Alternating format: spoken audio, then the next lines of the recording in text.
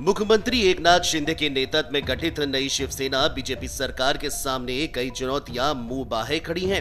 इनमें मराठा आरक्षण, धनगर आरक्षण, किसानों की कर्ज माफी, कानून व्यवस्था और युवाओं को रोजगार उपलब्ध कराना प्रमुख रूप से है। बीजेपी ने उद्धव ठाकरे के नेतृत्व में गठित सरकार में मुखिया ही सबसे कमजोर कहा था, साथ ही निर्णय न लेने वाली सरकार भी कहा था।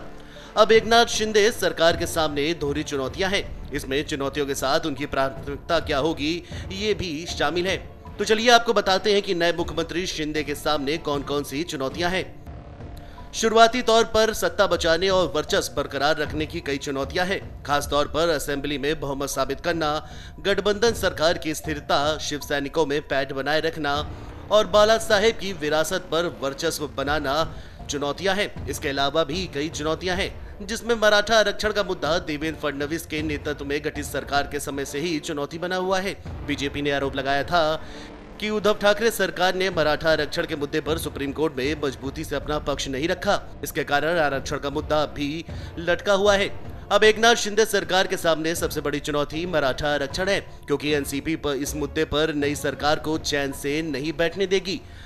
एनसीपी प्रमुख शरद पवार मराठा राजनीति के भीष्म पितामह माने जाते हैं। वहीं मराठा आरक्षण के साथ धनगर आरक्षण का मुद्दा भी नई सरकार के सामने चुनौती है।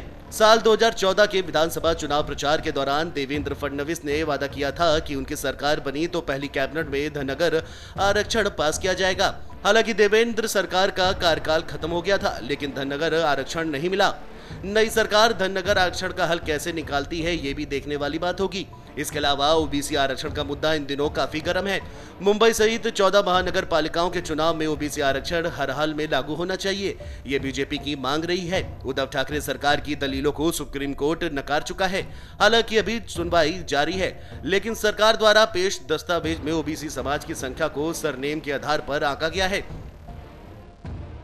नई सरकार इस ओबीसी समाज को मनपा चुनावों में कैसे आरक्षण दिलाने का प्रयास करती है, ये देखने वाली बात होगी। इसके अलावा महाराष्ट्र में किसानों का मुद्दा हर सरकार के सामने रहता है। किसानों की आत्महत्या, उनकी आर्थिक स्थिति और कर्ज माफी नई सरकार के सामने बड़ी चुनौती है। उप मुख्यमंत्री देवेंद्र फडणवीस के विदर्भ और मराठवाड़ा में किसानों की स्थिति बेहद खराब है। बेमौसम बरसात और सूखे की वजह से किसान समय पर बुआई नहीं कर पाते हैं।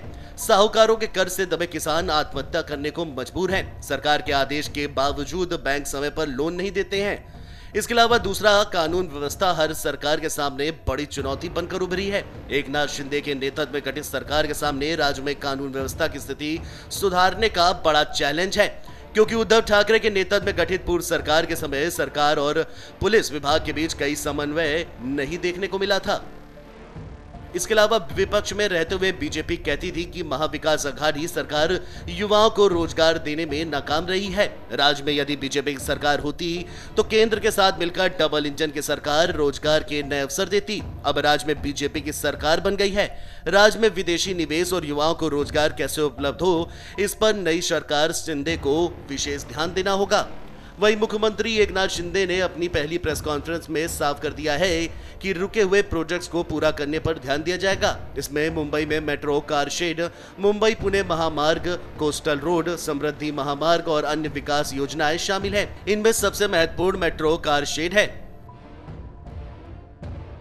Video desk amarujala.com।